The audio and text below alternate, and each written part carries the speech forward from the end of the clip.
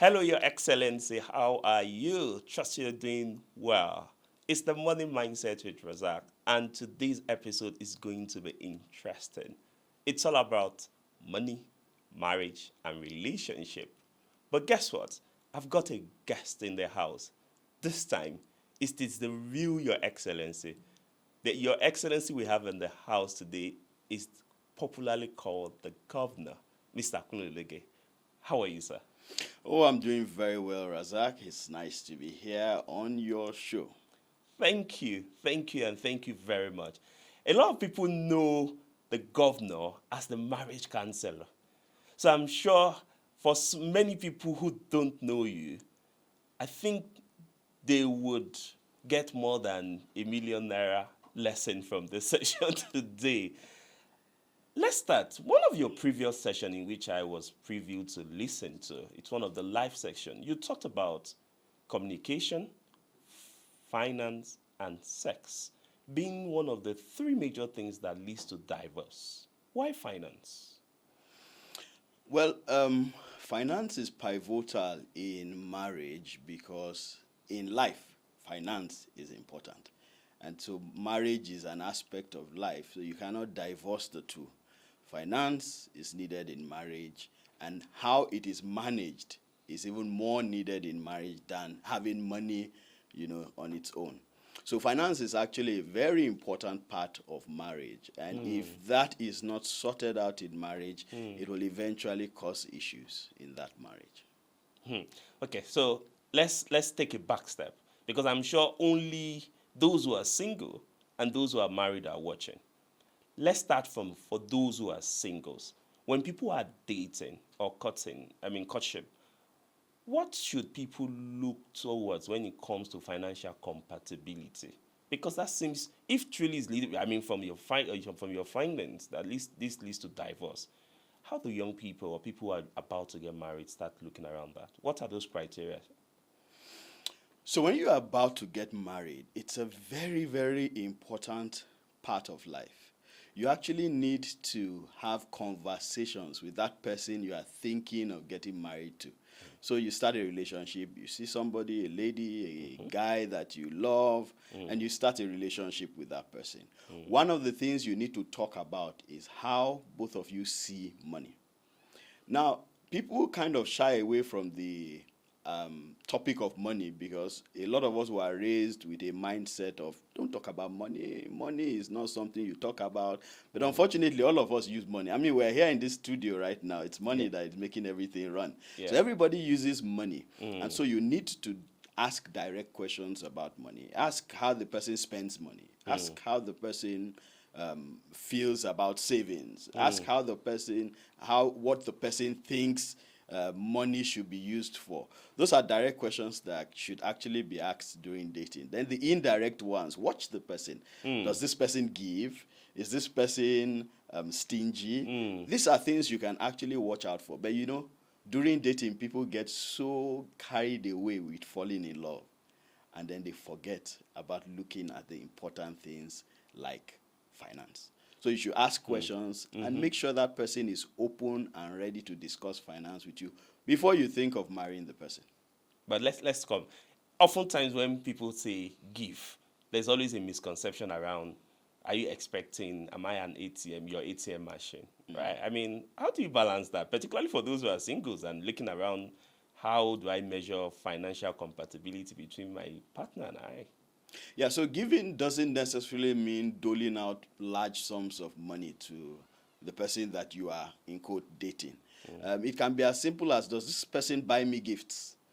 Now, if the person can take out his money to buy gifts for you, or her, whether it's a he or a her on the other side, then that already gives you a sign that this person is able to spend money on you. That is his money. So most likely when you get into marriage, the person will also be able to spend money on you. But you're dating somebody and the person has never bought you a gift. You've gone out before, the person has never paid the bills or even attempted to pay the bills. The person has never offered to take off an expense or another. That's a red flag. But more oftentimes, I mean, when we look at it from our own culture here, it's a conversation of is an expectation from a man and not from a woman? How do you balance that? Because these are some of the issues, perhaps, when you look at issues of man and woman when it comes to marriage and money. So naturally, the man is supposed to be the provider, okay? And that's God ordained. However, the woman is supposed to help man in whatever it is that he's doing. So if the man is the provider, the woman is the assistant provider, okay, so to say. And so, yes, during dating, it's expected that the man is taking you out, buying you gifts. Nothing stops the woman from also buying gifts. Nothing stops the woman from also taking out. Nothing also stops the woman from telling the man that I can handle this finance myself. I don't need you to come and pay for me for every single thing that I naturally do myself. Now, that's already a sign that this person is not looking for your money. But you see, some people in dating, some ladies in dating, for instance, once you start dating, then they expect you to pay all their bills. Now, that's another kettle of fish. But that's also a red flag. If I used to pay for my DSTV as a lady, and somebody starts dating me, I don't expect the person to pay for my DSTV. I don't know if you get what I mean. Yeah, I should still be able to pay for my DSTV and not put that pressure on that person. So when you start getting those kind of pressures, then it's a challenge. If the man now offers and says, hey, I want to take off this, I want to pay your DSTV, that's okay. But that pressure is always a red flag. Before I go for those who are married, how do I also know that, I mean, as a man, how do you know if a woman is compatible? Because oftentimes we see that sometimes there is this comfort, sometimes from the opposite gender. And so how do you know, oh, I'm enterprising? How do I know my wife is, this person I'm dating is enterprising as well? Well, one thing you need to know in marriage is that there are 6 purposes of marriage, and one of them is completion. Can you take us through that, sir? Oh, the 6 purposes of marriage. Oh, sure. One of them is companion. Okay. So when you are married, you should be the companion of your spouse. Another one of them is enjoyment. Yes, marriage is there for you to actually enjoy each other. You also have this completion that I spoke about. So yes, you are supposed to complete each other. Okay, and then I'll come back to that. Then you have protection. You're supposed to protect each other. And then you have fruitfulness. You're supposed to actually be fruitful both in the body and in the works of your hands. And finally, you also have that you are supposed to represent the relationship between Jesus Christ and the church. Okay, and that's for those who are Christians. They will see it in that angle. So rolling back to completion. Don't expect your spouse to be what you are. Your spouse has a role to play. Your spouse can't be exactly the way you are. Your spouse should be able to fill a void and not come and just do what exactly you are doing. So if, for instance, you are enterprising, you may not need a wife who is enterprising. You may need a wife who is structured. And that will complement that enterprise that you have in your own end. Okay, so that's it's what you should be looking for is what completes what it is that I have already. And not somebody who, and that's a mistake people make. You're looking for somebody, so you're a business person. You're an importer, exporter. You do all kinds of businesses. And you're looking for somebody who is also a business person. Importer, exporter. That's X and X. You should be looking for X and Y. Okay, so these are little mistakes that people make. You know, I have this program that I run once a year called Becoming Mr. and Mrs. For eligible singles. And you can't imagine the amount of knowledge eligible singles do not have on marriage. So what I do is provide things like this. Tell them that these are things you need to actually look out for. These are things you need to. And then they just find out that their search has been futile because they just didn't know.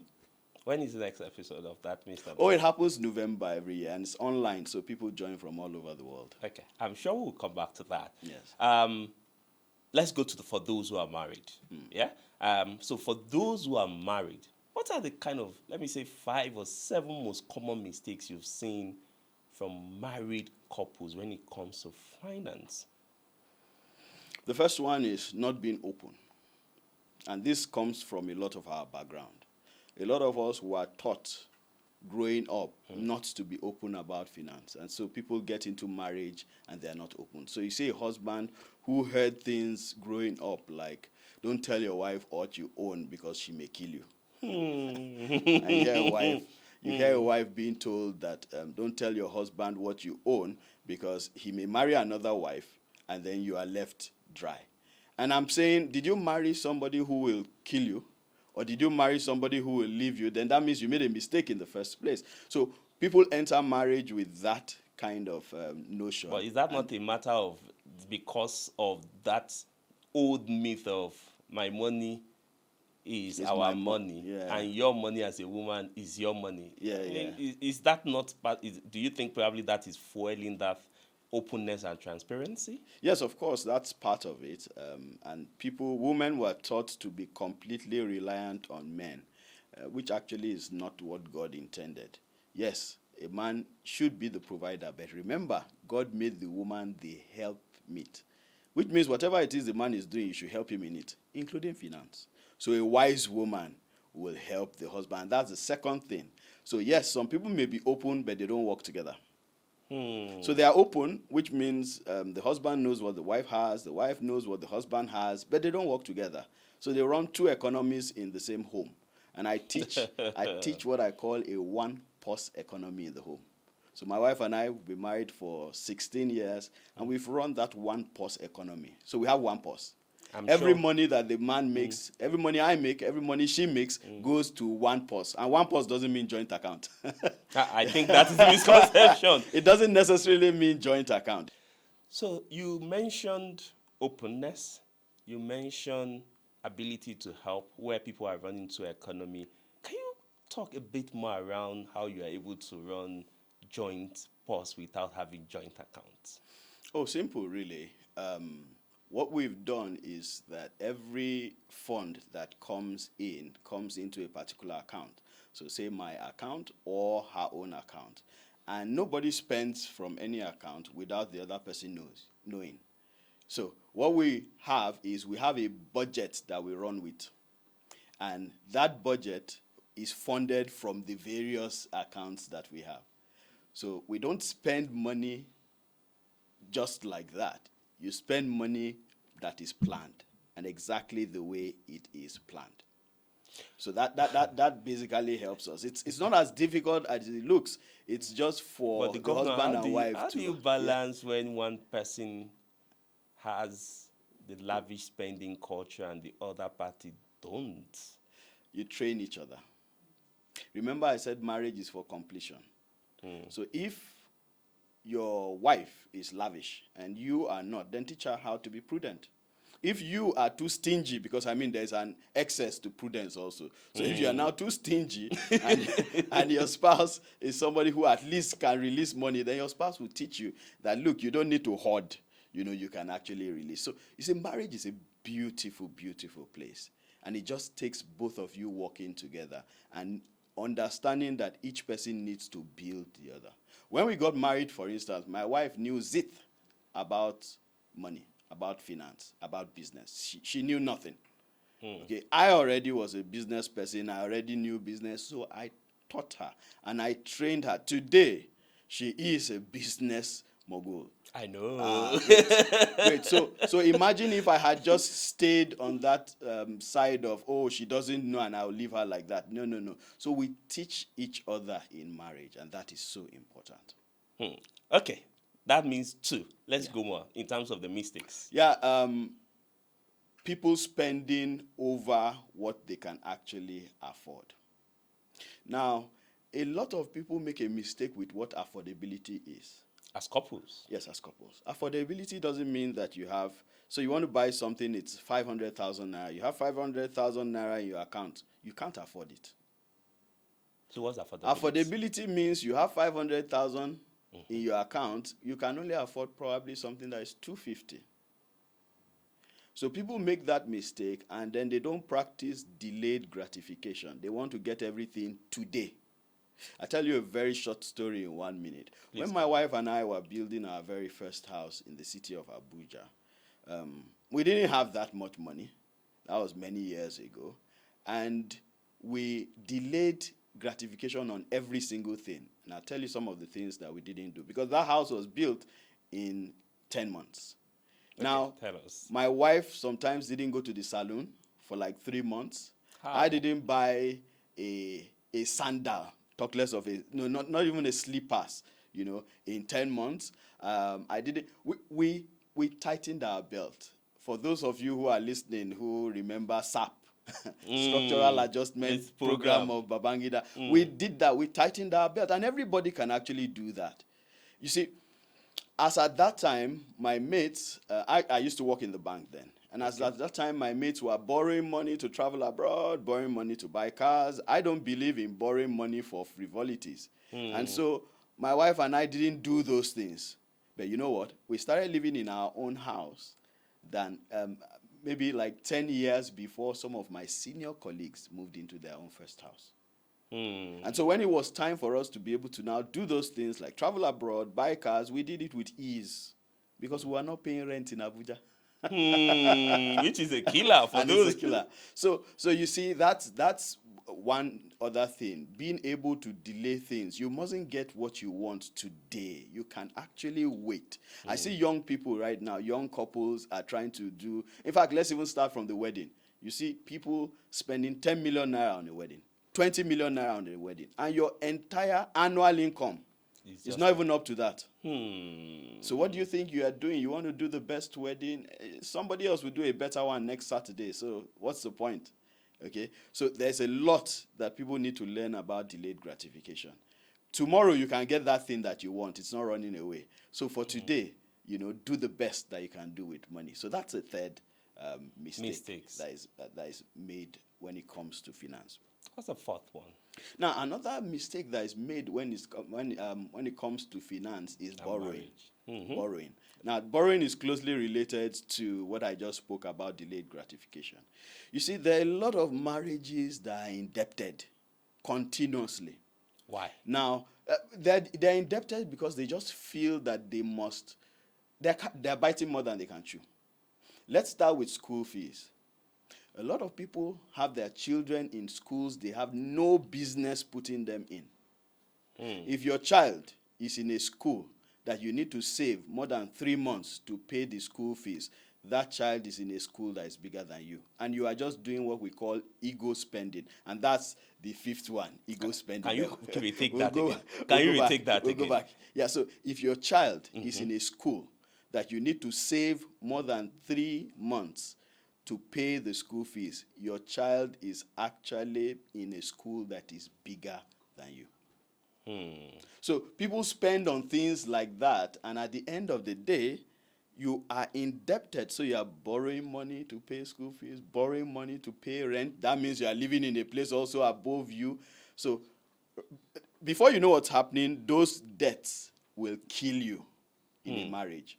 I had a session some days ago, and one of the issues was that the man had entered so much debt, and he was now depressed. At the end of the day, he went out and had an affair to try and solve the depression. I mean, that is double wahala for anybody. I can only imagine. The governor, I think, at this moment, we've talked about 4 things, and I'm sure a lot of people will want to hear the 5th. But not just that. What are the solutions of how couples can build wealth? So guys, I'm sure you don't want to miss this. So you have to come back and watch the next episode next week. So hit the subscribe button, like, comment, and share. I think you should also turn on your notification. It's the Money Mindset with Razak. Hello, guys.